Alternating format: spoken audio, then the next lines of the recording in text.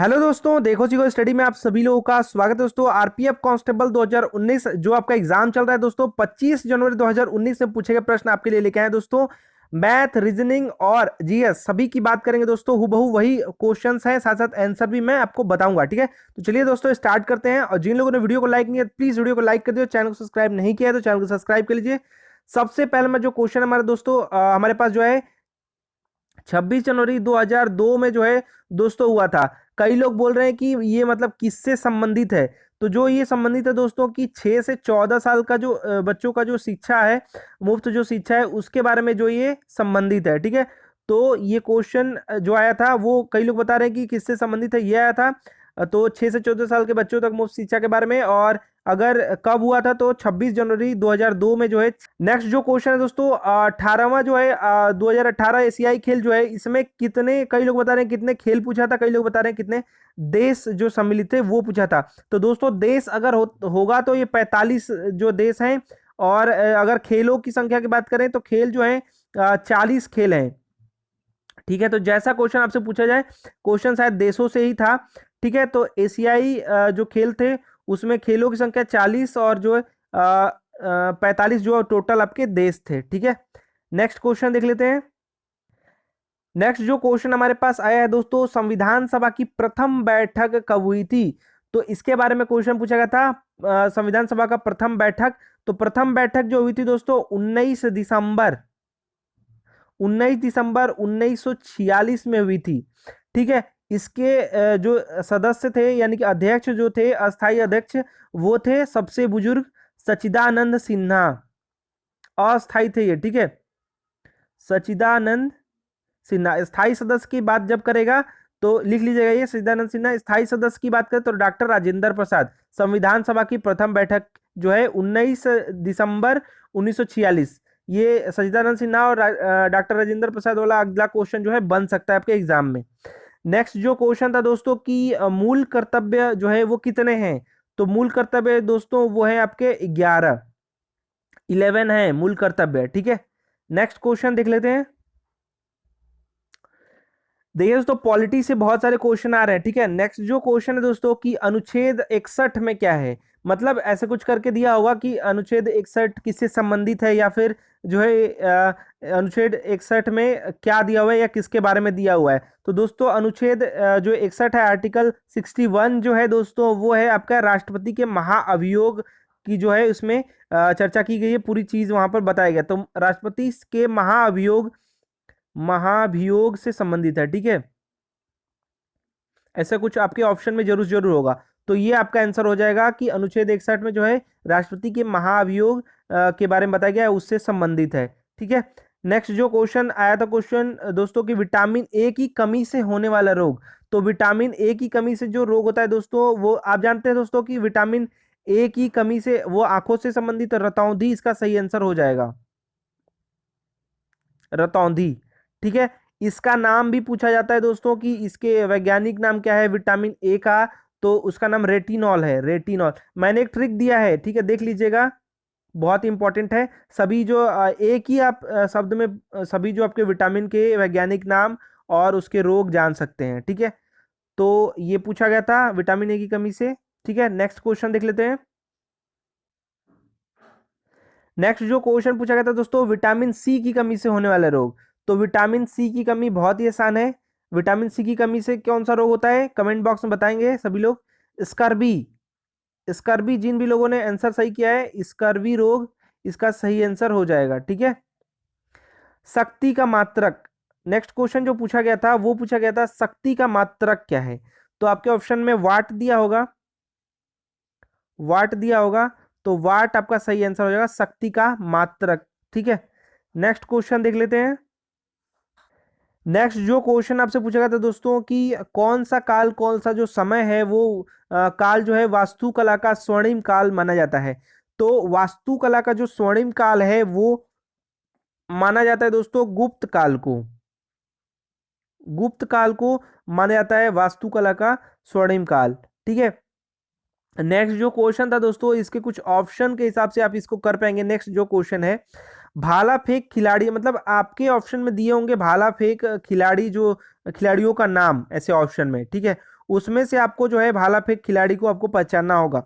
तो दोस्तों देखिए, अगर इम्पोर्टेंट की बात करें तो सबसे ज्यादा जो भाला फेंक खिलाड़ी जो फेमस है वो है नीरज चोपड़ा। इस समय करंट में चल रहा हो तो शायद ये नाम दिया हो, मैं कंफर्म नहीं बता सकता हूँ।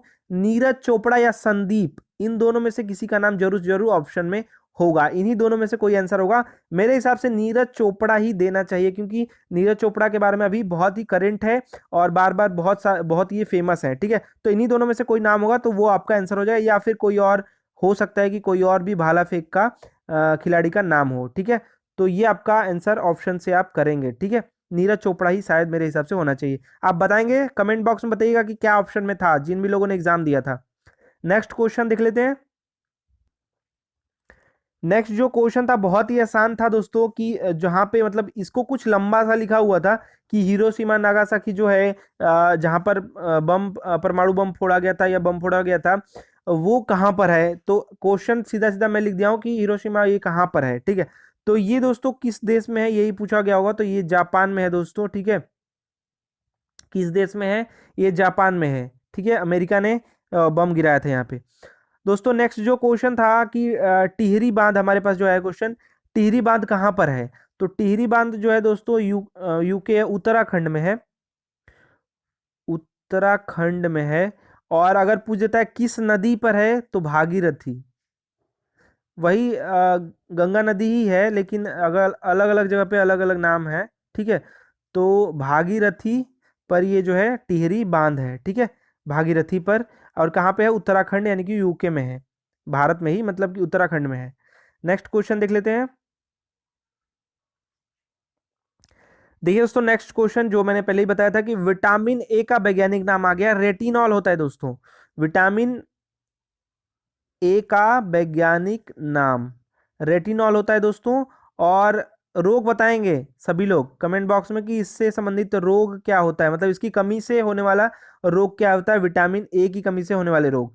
नेक्स्ट जो क्वेश्चन था दोस्तों, बौद्ध धर्म की द्वितीय संगीति कहाँ पर हुई थी।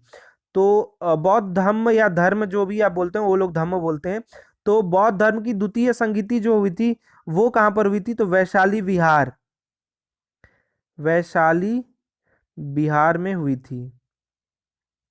ठीक है, वैशाली लिख लीजिएगा आप लोग, वैशाली बिहार में हुई थी बौद्ध धर्म की द्वितीय संगीति। ठीक है, अब बात करेंगे दोस्तों रीजनिंग और मैथ में कौन कौन से कैसे कैसे कहाँ कहाँ से क्वेश्चन पूछे गए थे। ठीक है, तो चलिए दोस्तों बात करते हैं रीजनिंग और मैथ के चैप्टर से कहाँ कहाँ से क्वेश्चन पूछे गए थे। तो देखिए दोस्तों, ट्रेन के चाल और दूरी से संबंधित जो क्वेश्चन था, यहाँ पर 2 प्रश्न जो था वो पूछा गया था।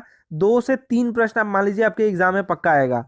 बात करें दोस्तों और भी जो कथन निष्कर्ष स्टेटमेंट वाले होते हैं, एक गोला करके जो बनाया जाता है कुछ वाला, और एक बड़ा बड़ा स्टेटमेंट दिया रहता है, उसके हिसाब से कंक्लूजन दिया रहता है। तो उसके हिसाब से जो क्वेश्चन थे, यानी 2 3 इसमें मिला जाए, यानी 5 क्वेश्चन लगभग था स्टेटमेंट वाले जो क्वेश्चन थे, उसमें कंक्लूजन निकालना या कुछ और भी जो आपके स्टेटमेंट दिए रहते हैं उसके हिसाब से जो क्वेश्चन बनते हैं, उससे 5 क्वेश्चन थे। 2 क्वेश्चन ट्रेन से मतलब मैथ से, और 2 से 3 क्वेश्चन मान लीजिए, और 5 क्वेश्चन जो कथन निष्कर्ष वाले हैं। ठीक है, SICI मैथ की बात करें तो SICI से 3 क्वेश्चन लगभग 2 से 3 क्वेश्चन आ रहे हैं। 3 क्वेश्चन आप मान लीजिए, 3 क्वेश्चन इससे पूछे जा रहे हैं।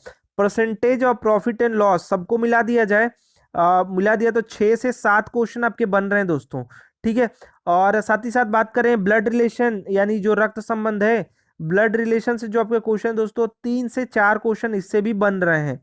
दर्पण वाले जो क्वेश्चन है दोस्तों, ध्यान दीजिए, दर्पण में जल प्रतिबिंब जो बनता है और दर्पण प्रतिबिंब, प्रतिबिंब से जो क्वेश्चन है, जल वाटर इमेज जब भी रहेगा तो ऐसे रहेगा, और दर्पण वाला कुछ इस प्रकार से रहेगा, इसको इधर कन्वर्ट करना है, इसको ऊपर कन्वर्ट करना, मतलब बदलना होता है।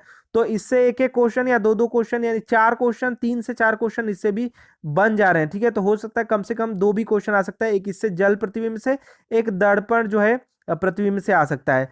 तो 2 से 3 मान लीजिए, 4 भी आप मान सकते हैं, क्योंकि ऐसे बच्चे बता रहे हैं हर एक शिफ्ट में जो है अलग अलग टाइप के क्वेश्चन पूछे जा रहे हैं। बात करते हैं दोस्तों और भी जो आपके सीरीज से क्वेश्चन आ रहे हैं। सीरीज से जो आपके क्वेश्चन आ रहे हैं दोस्तों, वो आपके आ रहे हैं 3 क्वेश्चन लगभग। सिंप्लीफिकेशन से यानी सरलीकरण जिसको बोलते हैं, उससे क्वेश्चन आ रहे हैं दोस्तों 3 से 4 क्वेश्चन, कभी कभी 5 5 क्वेश्चन भी आ रहे हैं।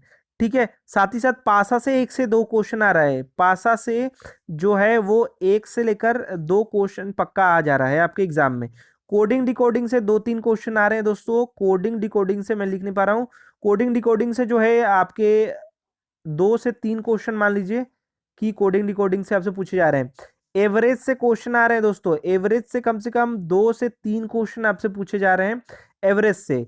और सिटिंग की बात कर लें, सिटिंग रीजनिंग में जो है 8 लोग को या 6 लोग को बैठा रहा है केंद्र की ओर मुंह करके, या बाहर भी कर सकता है आपके पेपर में। तो केंद्र की ओर मुंह करके 8 लोग को बैठा रहा है, इससे आपके 4 क्वेश्चन आ रहे हैं। ठीक है, पाई चार्ट या बार चार्ट आपके एग्जाम में भी दे सकता है। तो पाई चार्ट जो आपका परसेंटेज में बांटा रहता है, ये इसका खर्च है, वो इसका खर्च है, ऐसे प्रतिशत में 50% इसका है, 15%, 20%, ऐसे करके क्वेश्चन। इससे भी 4 क्वेश्चन आपके 3 से 4 क्वेश्चन बन रहे हैं, बन भी सकते हैं। हो सकता है कि आपके एग्जाम में चेंज कर दे तो बार चार्ट दे दे, या कोई और ऐसे ऐसे करके इसका खर्च या कुछ जनसंख्या कुछ ऐसे करके जो दे दे। 3 से 4 क्वेश्चन, ये सभी चीजें पे आप प्रैक्टिस कर लीजिए। मेरा बताने का यही मकसद है, क्योंकि हूबहू क्वेश्चन मैं नहीं लेके आ पाऊंगा। क्वेश्चन जितना याद रहता है स्टूडेंट को उतना ही मैं आपको बता पाऊंगा। तो इस जो सेक्शन है जो मैंने आपको बता दिया, यहाँ से क्वेश्चन जरूर जरूर आ रहे हैं, और मेंसुरेशन से 1-2 क्वेश्चन आपके पूछे जा सकते हैं। ठीक है, तो देखिए दोस्तों, ये कुछ क्वेश्चन थे आरपीएफ कांस्टेबल 2019 में 25 जनवरी को पूछे गए प्रश्न है दोस्तों। रीजनिंग और मैथ के भी मैंने आपको लगभग जो है क्वेश्चन का टाइप बता दिए, और जीएस के क्वेश्चन साथ साथ आंसर भी मैंने आपको बता दिया। तो आशा करते हैं दोस्तों कि हमारा प्रयास, हमारे वीडियो आप पसंद आया होगा। तो प्लीज वीडियो को लाइक कीजिए, शेयर कीजिए अधिक से अधिक। और अगर आपने देखो सीखो स्टडी इस यूट्यूब चैनल को अभी तक सब्सक्राइब नहीं किया है, तो नीचे रेड का बटन है सब्सक्राइब, और बगल में एक बेल आइकन है दोस्तों। देखो सीखो स्टडी जो सब्सक्राइब कर लें, जिससे आने वाले सभी वीडियोस के अपडेट आपको मिलते रहें। जाते हैं वीडियो लाइक शेयर कर दीजिएगा, अपने सुझाव सजेशन कमेंट बॉक्स में जरूर जरूर लिखें। मिलते हैं वीडियो में, धन्यवाद।